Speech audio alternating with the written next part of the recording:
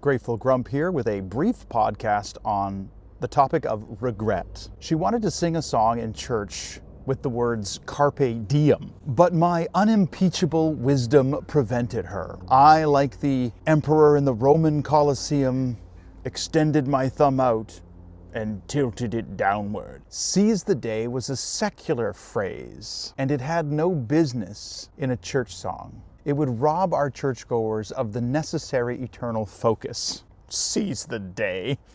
Oh, please, not here. So she went away discouraged and angry. And I regret this. I was in my mid-20s, full of zeal and not nearly enough wisdom. I was genuinely trying to help the congregation in those days, but unfortunately we weren't always shepherds. Sometimes we were more like spiritual police. And the law was the law. And if something didn't line up perfectly with our very narrow understanding of orthodoxy, then out it went. Too much fear and not enough grace. Well, 25 years later, this incident flashed upon my mind, and I didn't like how it made me feel.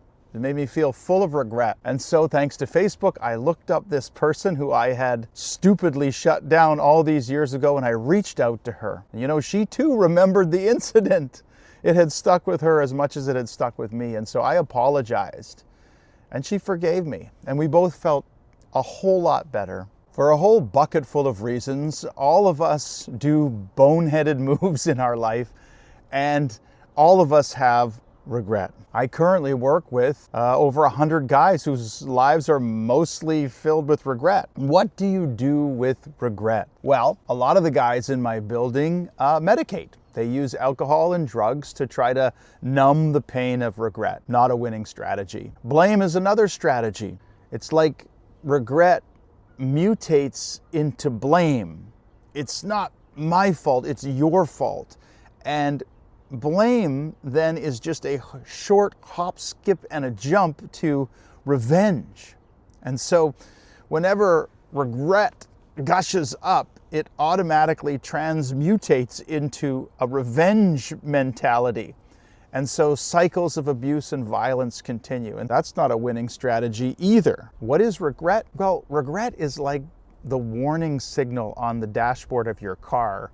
Regret is like the check engine light. Now, some people ignore that light. They race along in their car and they say, it's fine, it's fine. They go up mountains, tromping on the gas pedal. And then when the engine of their life blows up, they wonder what happened. Never check the engine light. Other people panic. They see the check engine light and they absolutely freak out. They have the junkyard on speed dial. This car is ruined because there's this light here. Car must be destroyed, all because the check engine light is on. Regret and its close cousin guilt require a couple of things from you when they light up on the dashboard of your conscience. Number one is you got to check under the hood, and number two, you gotta ask someone who has more knowledge than you for some help. But what the check engine light does is it requires you to evaluate. You contemplate the guilt.